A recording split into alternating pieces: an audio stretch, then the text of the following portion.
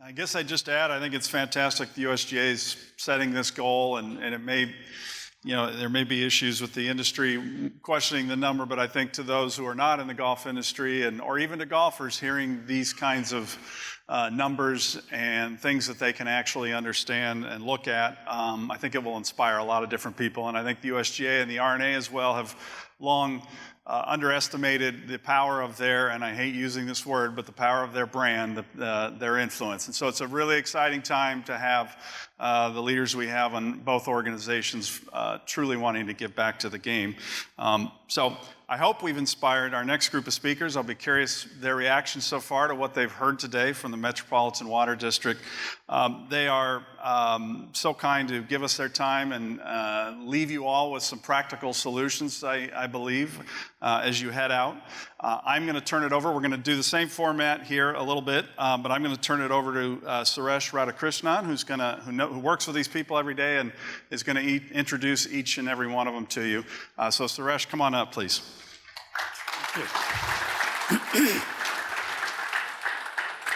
Good afternoon. Okay. Golf and water. I thought it was just a strategy from the course management to just collect a sleeve of balls from me every time I go out to play. Obviously not. I am a recovering cricket player.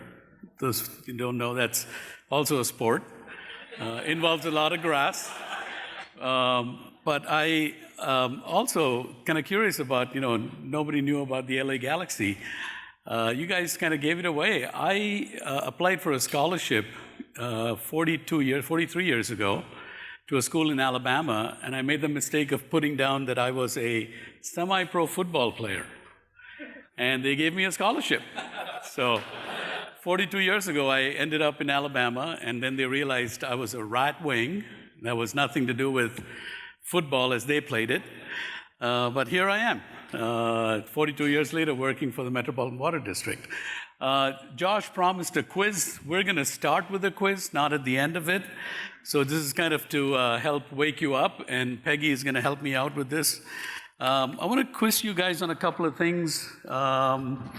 So that first one is gone. What was the name of the soccer team, or football team as we would call it, that Devin Upadhyay mentioned at the top of his talk? Who got it first? Peggy, are you keeping track? Somebody point to, okay, that table. Somebody at that table is going to get a gift or a prize. By the way, the prize is neon green golf balls, a sleeve of neon green golf balls. So when you hit the ball into the rough that is all brown, you'll be able to find your ball, okay? So with that, second question. How many inches of rainfall did Devin mention we got in 2022 in Southern California? And here's a clue. It's very close to my golf score. 78, 71? Nope. Nope. It's closer to my golf score. Not. Thank you, Rick. Closer to 91. Anybody else? Going once? 100. All right, Fabiola back there. 100 inches in 2022. All right. By what percentage has Southern California water use reduced voluntarily over the last few years that Metropolitan has been doing this? We want you to conserve water. What percentage has Southern California? 40? 40%. Peggy, we got a winner right up here. All right. By the way, give yourself a hand. Good job for those in Southern California. That's wonderful news. We want to get better. And you got one more sleeve of balls right up here. Yep, there you go. What's the minimum amount of money you can get per square feet of turf removal rebate? Somebody said $2. Who's that? I heard it here. There you go, $2. That's a minimum. You can get more. But so we are here to tell you a little more about all those kind of things, rebates, incentives, and so forth. It's a pleasure to work with the golf industry.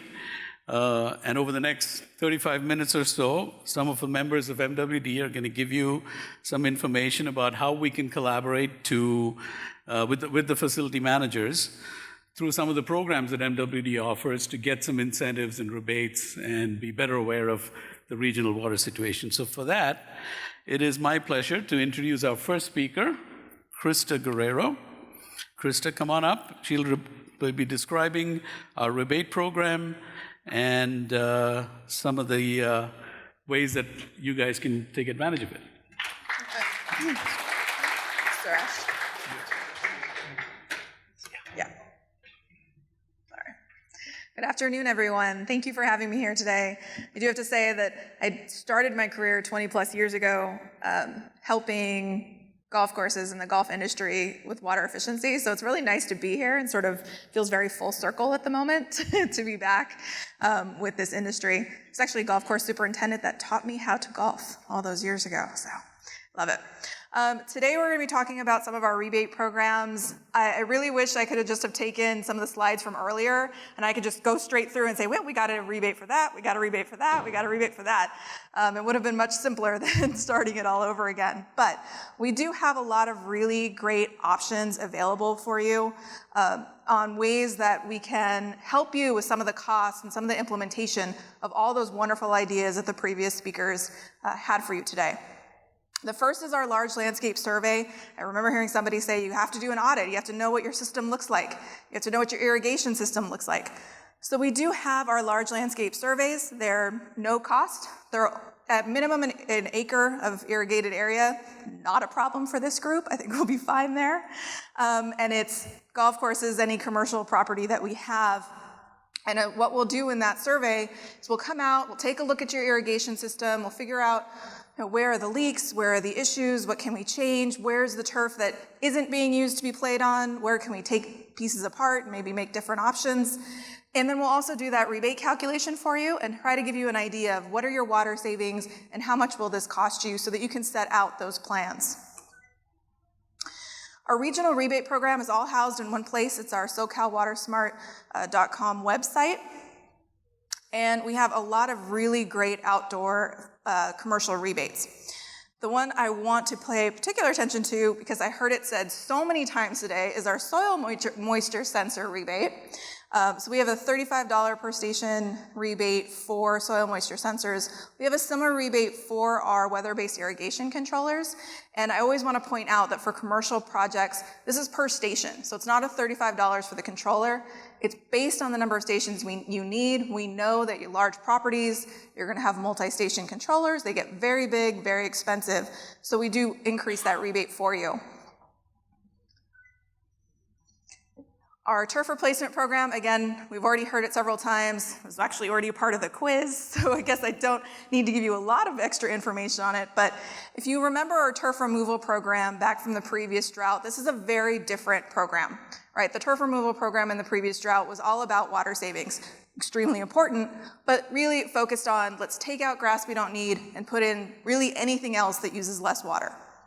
What we're doing now is really making sure that the landscapes that we put in that place are sustainable, environmentally friendly, they provide habitat, they provide all of these extra benefits as well. And they're really beautiful. So that's the kind of thing that you could be putting in at your golf courses. It is a minimum $2 per square foot for turf removed. For commercial properties like a golf course, it's a 50,000 square foot maximum. But it is per meter per year. So if you have multiple meters on your property, it's $50,000 or 50,000 square feet, excuse me, 50,000 square feet for every meter. And we can do that each year.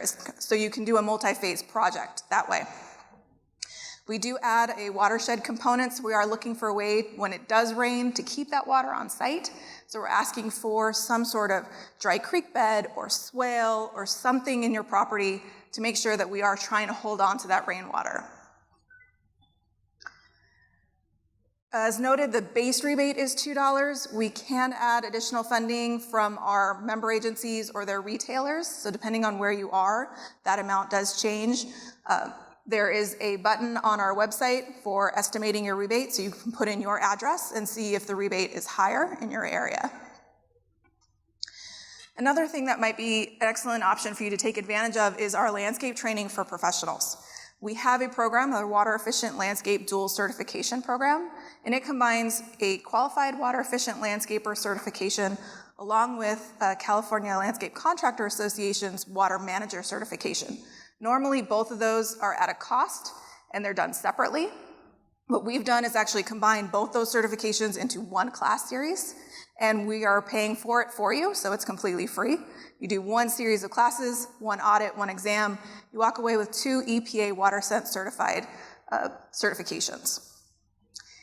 So it's a great option for your superintendents, your maintenance staff. All of them would really benefit from that training. We also have our Model Water Efficient Landscape Ordinance training.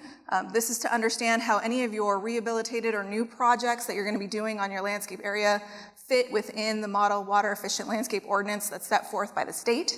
A lot of people don't understand the ordinance or they're not as familiar with it, so we're here to really break that down for you and help you learn about it. And now I'm going to pass it on to my coworker, or you, to Gary Tilkian.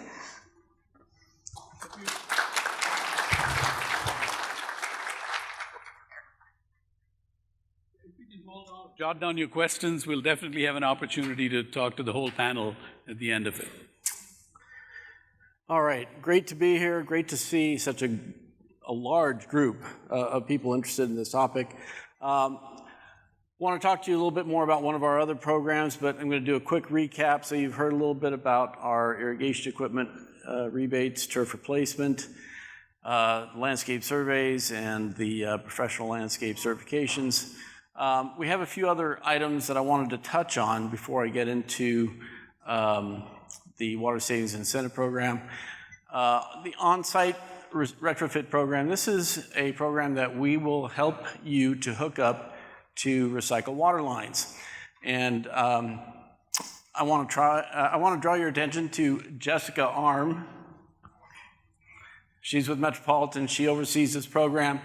If there is a recycled water line that's reasonably close to you and you want to try to hook up to it, she's the person to talk to.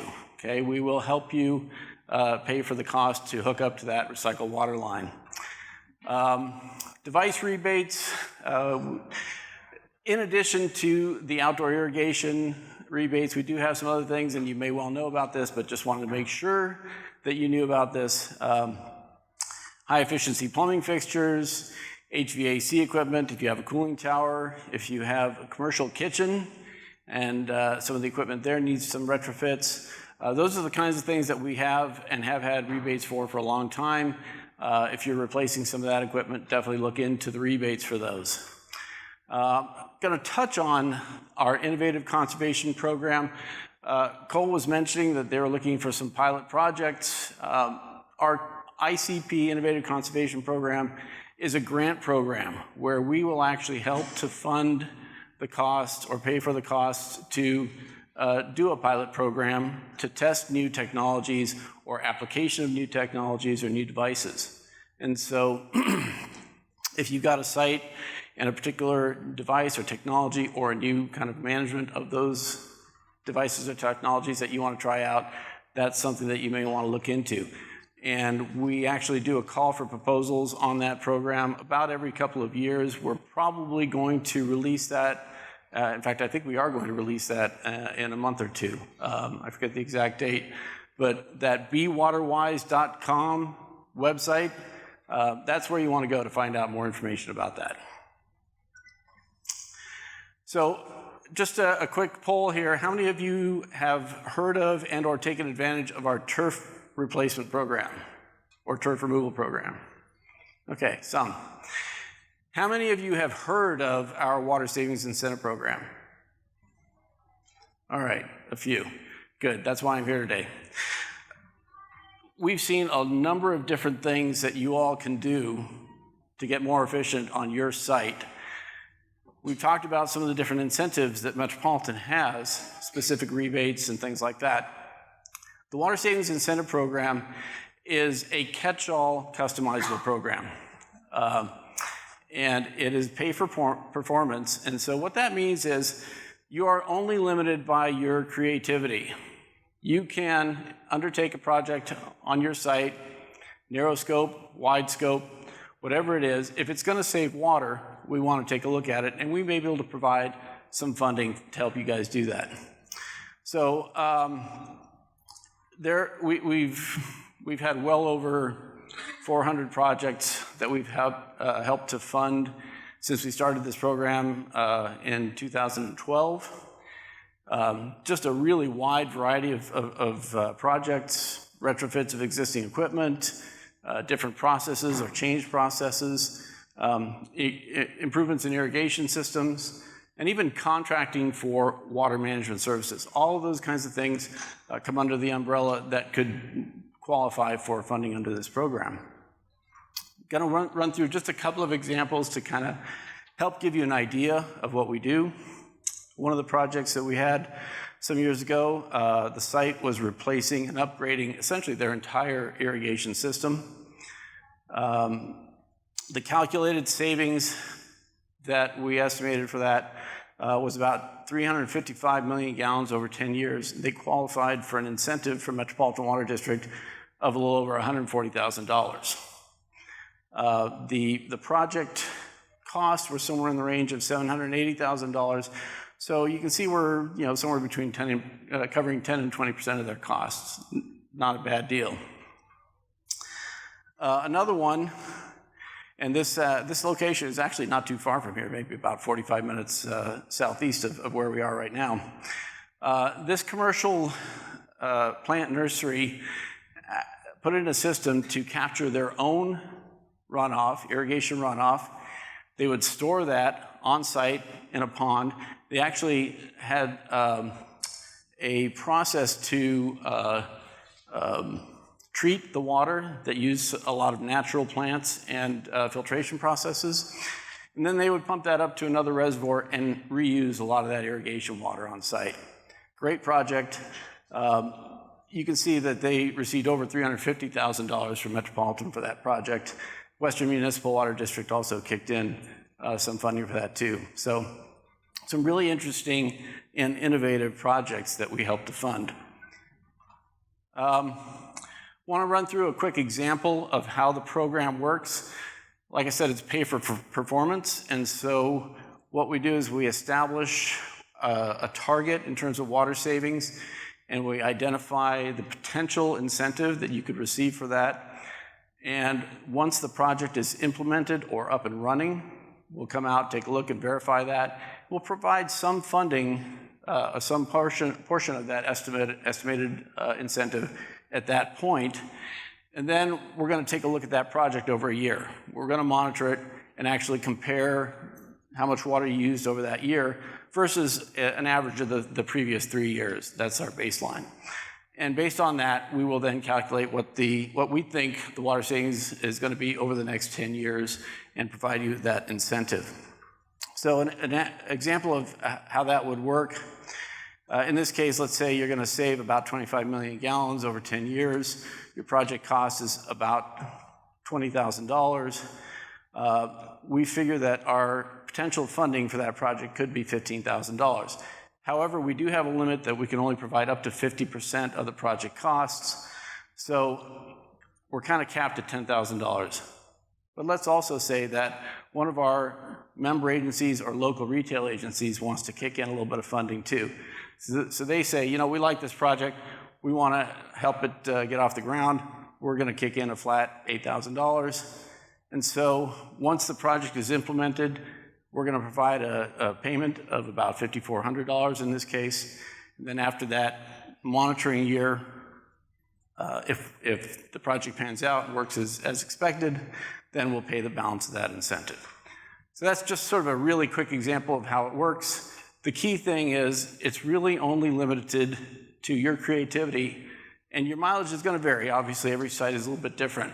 But if you are going beyond just replacing turf, if you're going beyond just installing new irrigation equipment, if you're, you can group all of those different components that we've seen under one project and submit that as a project under this program. And we'll definitely take a look at it. And that's all for me. Thank you, Gary. And now to tell you a little more about how more people in the region can take advantage of some of these programs is Bruce Chalmers. Hi, everybody. So I'm the program manager for Metropolitan's Pure Water Southern California program. Devin mentioned it a little bit in his talk. So we're going to take a step back and not talk about rebates and things like that, but how do we get more water to the region? Uh-oh. There we go. So we've heard this today that golf courses use a great deal of water. No great surprise. We've heard that recycled water, when it's available, is a pretty good source. It's reliable. It's not related to the climate. And you can see just some numbers. You've seen lots of numbers today. You know, Orange County, we do a pretty good job here in Southern California, Orange County, on using recycled water. It's available, it's close by. There's a plant right down here, but is it used here at this plant? But there's some significant issues that are related to using recycled water. There's also some significant issues with using potable water in terms of the droughts that we've talked about, in terms of is the water available at the right time, and things like that. So we're going to look at a way to not use the water we have better, but to find a new source of water that isn't imported from either the Colorado River or Northern California. So when we talk about recycled water, the water quality is obviously really important. What's the TDS? What's the salts? The absorption ratio, those kind of things. You can see down at the bottom right, that's the water quality that our program's going to provide. The TDS is in the 150 to 400 milligram per liter range versus what's Colorado River's, 600-700. The water we're starting with, the wastewater, has a TDS of somewhere around 15 or 1600, which obviously by itself isn't okay for using directly for irrigation. And then you kind of get into some of the questions we've been talking about today is, you know, what's an on-site system versus what's a regional system? So the on-site system, you know, you can use it on your groundwater wells, et cetera. But we're talking about a regional system, something that benefits the whole Southern California region, not just the agencies that get a drop of the water, but all of the agencies in Southern California. It's a water source that's available 365, 24 hours a day. The cost is expensive, and we heard this morning that the costs have gone up. In the last 3 to 5 years, you know, costs have almost doubled in places. So it's important that when we look at projects like these that we don't wait, that we move on those now before the costs go up even more. And in Southern California, one of our major issues is the salts, as we mentioned.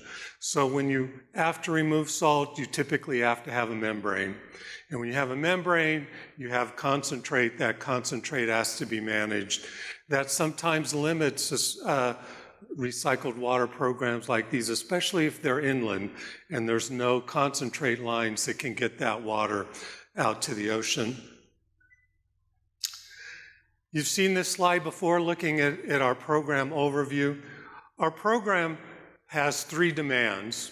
It has some industrial demands down in the southwest near the port of LA. It has some groundwater demands, which are mostly up at the top there in the north in the San Gabriel Valley and a couple places along the way. And then the question was raised about direct potable. You know, California is developing rules for direct potable reuse. They'll be out next year. So this program has a component both for groundwater recharge to support the wells, as well as sending water to 2 of our water plants to help supplement potable water as well. You can see there's our schedule. We're in the planning phase, design, construction in 24, finished in 2031, and will be fully complete and producing water by 2032, approximately 10 years from now. Some of the benefits, lower risk of allocation, which means not getting water from Northern California. You've heard about the Colorado River issues. All our facilities are on this side of the San Andreas Fault, so it's reliable during seismic events. Because it's another source, it helps our operational flexibility. Because we're taking salts out, it lowers the TDS of our water. And because it's dependent on people flushing their toilets and not having it rain, it's also resilient to climate change. And lastly, our next steps to get to that 2032 online, we're redoing our cost and doing the cost of service analysis, which is the impacts on the rate and how much is it going to cost and who's going to pay for it. We're having board workshops. We're talking about grants and other funding. The federal government in the infrastructure bill has $450 million for programs such as ours. And we're looking at how to get some of that water early and not wait till 2032. So there you can see some of our schedule. We're going to the board sometime December, the first quarter, to get some seed money for design. We'll have a program manager consultant work on our water agreement. Somebody asked to be willing to take it. And then some of our early start designs in 2023. And with that, I'll turn it over to Parker, who's going to talk about technology.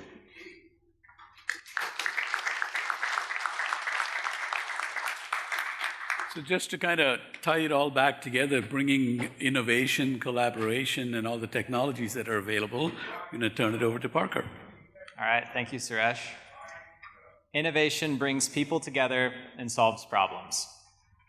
Thank you all for coming to this iconic event today. We're all here for the same reasons. We're all on the same team to save water and deal with the modern challenges of today's world. How did you all get here? Raise your hand if you drove. Awesome. Everybody drove here. It's an example of an innovation. So the automobile is an innovation that expanded our world. It made travel much quicker and more convenient than ever before. If you didn't have access to a car, how far would you have driven here today? Or would you have walked here today? Driven, walked, can't drive without a car.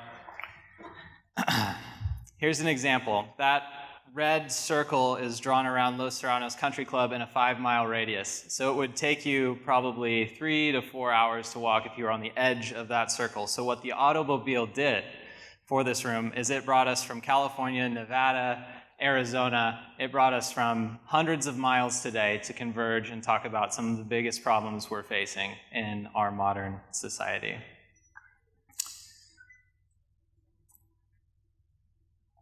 Water is a big problem.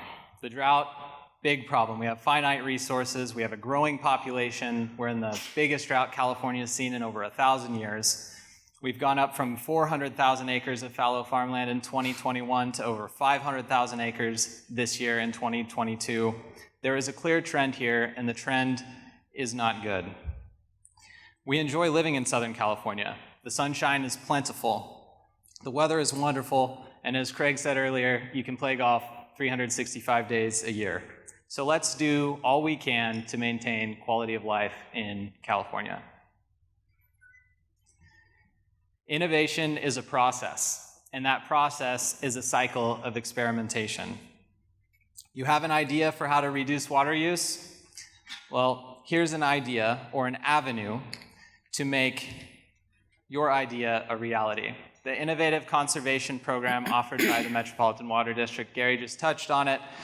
As a finalist for the 2020 ICP, I'm very familiar with the program and can share a sliver of the innovation that it has helped me develop. The evolution of our data collection process is substantial. This is a modern photo, but you can't, if you have a water innovation, you need to back it with more than just photos and water meter readings. Just photos of improved turf coverage and water meter numbers are not enough to tell the whole story of what's going on with the system.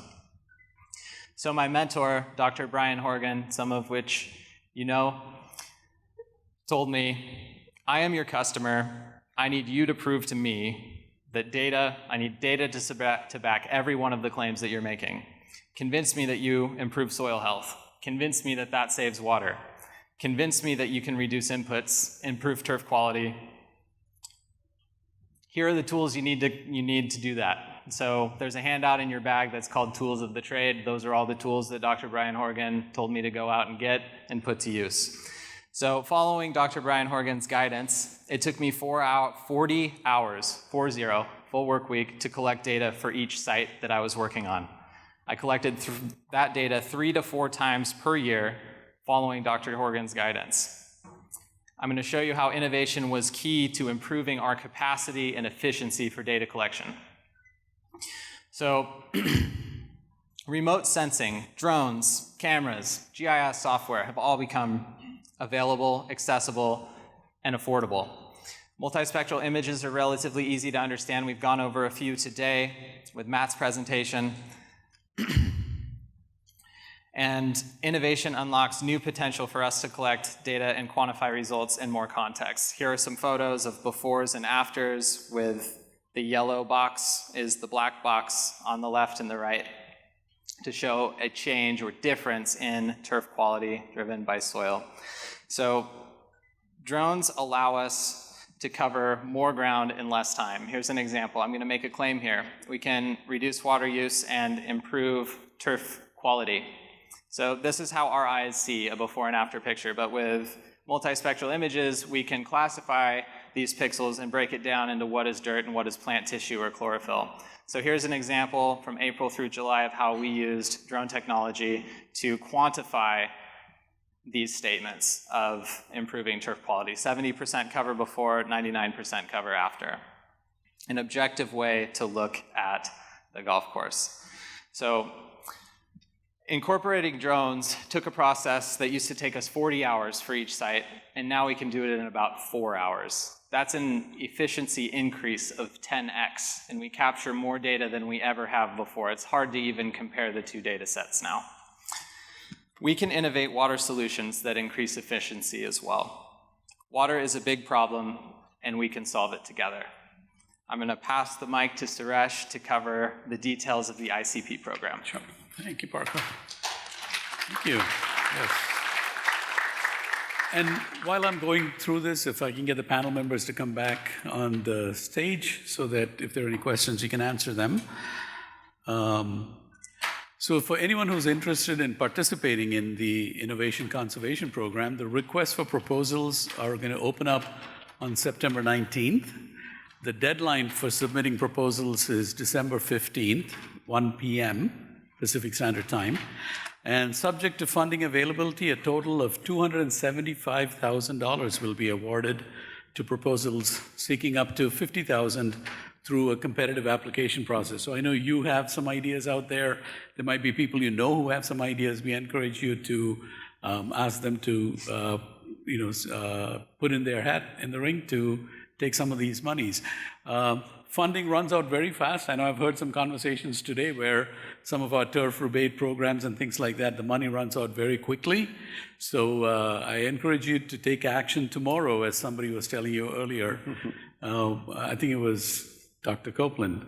But we need to do something now, and that's very important. So with that, we're going to open it up for a few questions. We have the panel back here, and anybody who has a question about anything that they talked about or need clarification, please jump in. And we'll promise to get you out of here in about the next 10, 15 minutes. Anyone? Jeff? Oh, yep. Regarding the Pure Water project, where do you see purple pipe irrigation going? Do you see that going by the wayside and eventually we'll just re-receive all our water back through the potable system again? so you don't have two systems maintained? What's the future there in your opinion? That's a good question. So for everybody who doesn't know, purple pipe is the tertiary water that was discussed. It's treated through wastewater and then put through filters, basically. So there's no salt removal, nothing like that. So it can be used for irrigation, it can be used for crops, things like that. So historically, that's been in the Southwest what's been prepared. So it's the next step after wastewater treatment. So there's a lot of agencies have put in dual systems, put in what we call purple pipe, because that's the color of the pipe that differentiates it from a drinking water pipe. So that has its place, and there's a lot of agencies that will continue to do that. There really were no other options, but now that the state of California is coming up with potable drinking water regs, potable reuse regs, those will be available next year. They're by state law, they're to be finalized. What that does is that allows you either to put your recycled water in front of a water treatment plant, or will allow you to put it directly into a pipe, that potable drinking water pipe, without any additional treatment. So obviously by doing that, you don't have to build a whole separate system. So that's in some ways probably the direction people will go. It does take reverse osmosis and the whole concentrate management. It is relatively expensive because of the technology, but it does save a whole distribution system. And so our program's going to be a little bit of both. It'll have some for groundwater replenishment. So if you pull water out of a well, you have to replenish that to keep the basins full. So we have customers that'll use that level of water, and then we'll also send water to our water treatment plants in Laverne and Yorba Linda that will be able to supplement water to about 2/3 of our central pool. So it helps get some of those drops of water to a much wider range of folks. Right. Other question? Jump right in.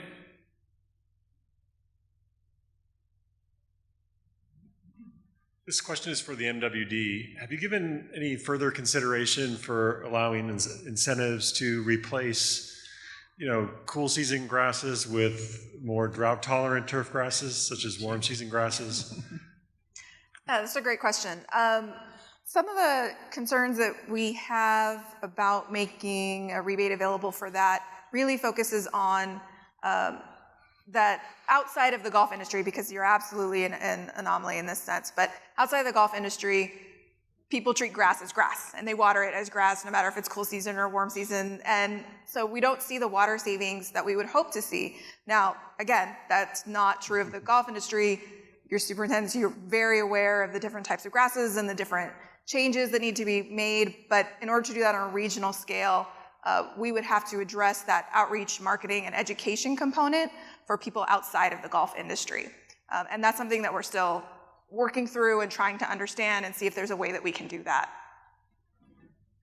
I think, we're by just, removing grass, from everywhere, that's like, as it's the major culprit, it's just, it's concerning in terms of the benefits that the lawn provides, not just from a practical standpoint, but environmental benefits, et cetera. And I'm hopeful that we can, move forward and maybe provide that education, to homeowners. Not instead of just writing our homeowners off that they're just going to waste water regardless.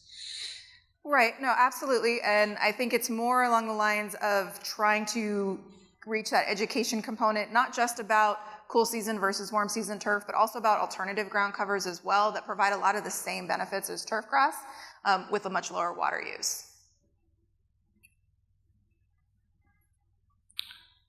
Anybody else?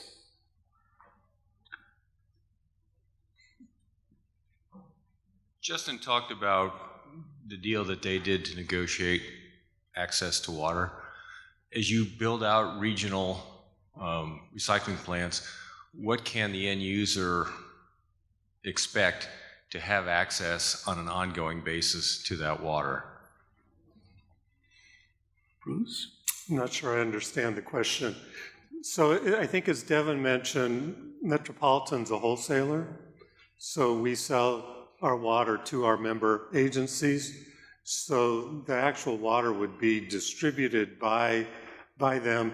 As a homeowner, at least, you know, once we get our recycled water into the system, you won't even really know it's there. It's water's water, and it's safe, it's great quality, it'll lower the TDS, and so the expectation will be, question? well, I just wanted to know, will there be the ability to have access to that water and be able to depend on that on an ongoing basis? So you're asking about whether there's a guarantee that the recycled water or the effluents will be available? Will be available for people, for the end users.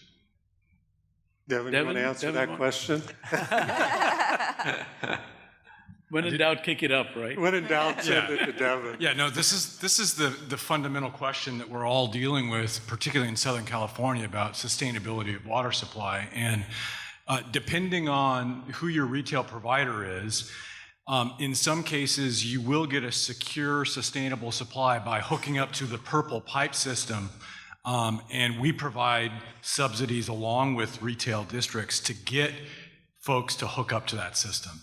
Then you're utilizing the wastewater. Somebody mentioned earlier, it's not climate change effects, it's sustainable, so you'll have access to that.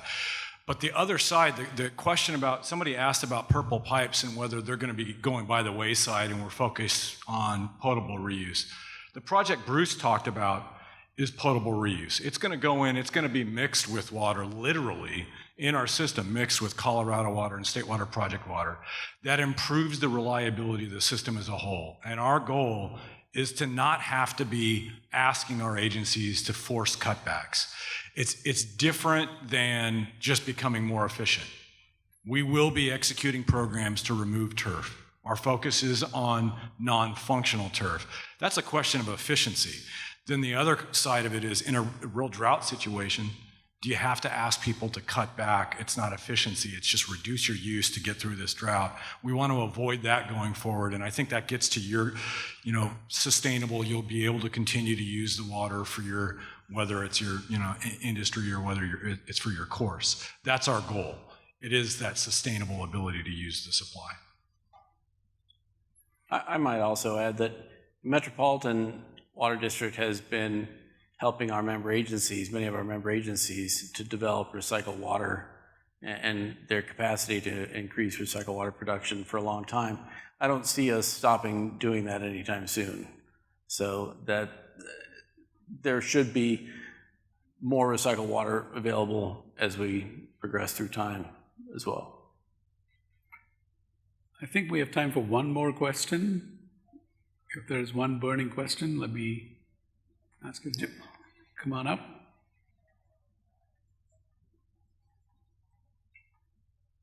At the risk of sounding stupid, is desalinization not a thing anymore? Is it too expensive, or is it just a dead technology, or has there been breakthroughs in it, or what's up with that? Bruce? We want to Devin answer that? Or I can do it, go ahead. It's not dead, but in California it's difficult. There's a lot of politics. How's that? question. I'm going to let Teeing it Devin. up. I was just going to say let Devin answer. We'll let the boss take that. No, it's a great question. The technology is proven. The ability to produce seawater desalination in a way that is pretty protective of the environment is done around the world. Australia, Israel, in particular, Israel has taken it on as a question of national security. And they've designed their system so they take the water in from the sea, they provide that to the urban use, then the wastewater that is going after the urban use is piped up to agriculture, and they're using it to feed their agriculture. So that's the way it works. Here in the state of California, there was just recently a decision with the Coastal Commission that set back a major seawater desalination facility that was being pursued by the city of Huntington Beach and Poseidon Resources. And so in the state of California, the permitting path for seawater desalination is very difficult. The permitting path for recycled water is a lot easier. So that's why you see a lot of agencies focusing on that, because you see a clear path to get those projects done. Here, an entity that had pursued a project for 10 years got its permit denied, and now they're going back to the drawing board. So there's reasons for that I won't get into, but it's just that if you're going to go the way of water, the easiest way is to go with a recycled focus as opposed to a desal focus right now. Cool. Thank you. So we want to thank you all for your participation, especially the USGA, the SCGA, and particularly to Rick and Marco, who've been doing this wonderful sound engineering. Can we give them a hand for the wonderful job they've done? Thank you. And with that, I'm going to turn it back over to Jeff to bring us. All right. Thank you all. That was fantastic.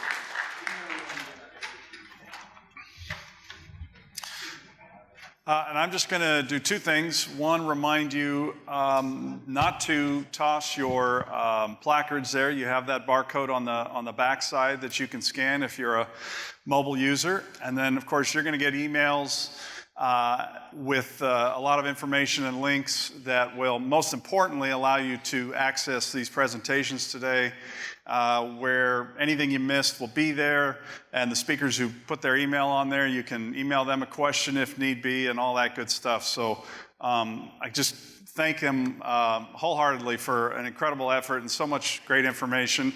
And most importantly, I'd like to bring up one last time Craig Kessler, who put this whole thing together and is really, whenever there's a crisis in Southern California in golf, I always know that Craig is somewhere there defending the sport and doing wonderful things for the betterment of all golf in this vast and incredible area. So Craig, come on up and thank everybody. Please thank Craig for his great job today. Thank you. I'm going to keep Suresh's promise to get you out here in a couple of minutes by not reviewing everything that happened. I think these were great presentations. I thank all of the presenters, sound persons, and all the persons who helped put it together. But I'm going to leave you with one thought and one thought only, and this is really more to my colleagues among the golf leadership organizations. A couple of months ago, the script was flipped a little bit. I was part of a water resiliency presentation at the MWD's headquarters in downtown Los Angeles. It was a joint conference of the MWD and the Los Angeles County Business Federation. And I'm going to quote Adel Haji Khalil, who I've known for many years when he was with LA Sanitation. And this is my admonition to everybody in this room. We heard today the commitment of the golf community to conservation, doing a lot of great things and going to do more great things. But as Adel always says every time he gets a chance to speak, and he always takes every chance he gets to speak, we have that in common, and there his staff is laughing, and so are the people I work with laughing in the back of the room, is that conservation, if it is the only tool in the toolbox that we have here in Southern California and the Southwest, we will fail as a civilization. It has to be one of the tools. The other tools are getting with the 21st century, doing those things that are going to allow us to cope with the drying, warming climate, to cope with the reality that the Colorado Basin and the Sierra Snowpack are not going to yield as much water as they did once upon a time, even with normal precipitation, and to build the infrastructure necessary to get us for the next 100 years in California. And those are things like stormwater capture, recharge of aquifers, the recycling, potable and non-potable reuse, all those things you heard here today. To my colleagues, those things we know are going to cost money. Now, Adele and I had a few interesting experiences, positive ones, a couple of years ago, because we had sort of the same opinion, right? We had the same opinion about Measure W in Los Angeles County, which was a parcel fee to fund a lot of these things I just talked about in LA County. By the way, it passed with 71% of the vote. Now, my delight in it, the way I was Adele for obvious reasons, I was attracted to it because LA County Public Works had sought input from stakeholders, including the golf community, and that ended up being crafted almost perfectly suited to the golf community, in the sense that that amount of the property that was subject to the tax, or to the parcel fee, excuse me, was only the impermeable surface. So if you look at this golf facility, we're on the impermeable surface, the parking lot and the clubhouse. But the vast acreage that could have been part of that taxed, or could have been taxed, which is permeable, was not subject to it. In addition, there are credits available for those industries, and golf's #1 among them, that have discharge permits. We have them locally, state, and federally. So again, a lot of our community looked at that and sort of have this sense of, well, if it's a fee or it's a tax and we might have to pay it, we're not warm towards it. Of course we're not warm towards it. But the degree to which those things, this would be my closing thought to you, the degree to which it isn't whether those things happen, it's just a question of how they're going to happen. So I would encourage all of my colleagues in golf to participate in the how those things are crafted, instead of sitting on the sidelines and doing something that Devin talked about early in his talk that I'm going to repeat. Waiting till somebody else takes the action and puts it on a ballot, or waiting until the comments period, is the way he put it. And at that time, you raise your hand and say, gee, this wasn't structured well for us. Well, things don't get structured well unless you start in on the ground floor on the day one of the conversation. I heard some other speakers, it might have been Justin, who said, pay attention to the world. Don't just pay attention to your golf course and your ledgers and your own community. Pay attention to what's going on in the world. Or as Josh Heptig of San Luis Obispo County said, he focused all the time on the 90% of the population in San Luis Obispo County that doesn't play golf. And that's why he got the great result that he did on behalf of golf. That's my parting thought to you. A couple of you will be a little angry with me, and I'm sure I'll hear from you. But again, it's not whether, it's a question of how these things are crafted. And I think for our sake as a community, we have to make sure that we're part of the crafting of it. With that closing thought, and keeping Suresh's promise to get everyone out the door, either into traffic or on the golf course, I thank everyone, and I particularly, again, want to give a shout out to wherever he is in the room. There he is, checking his messages. And is Hunky Yoon. Truth of the matter, Jeff gave me this wonderful warm-up. He was a little over the top. Nobody did more work on this than that man over there. Very appreciative.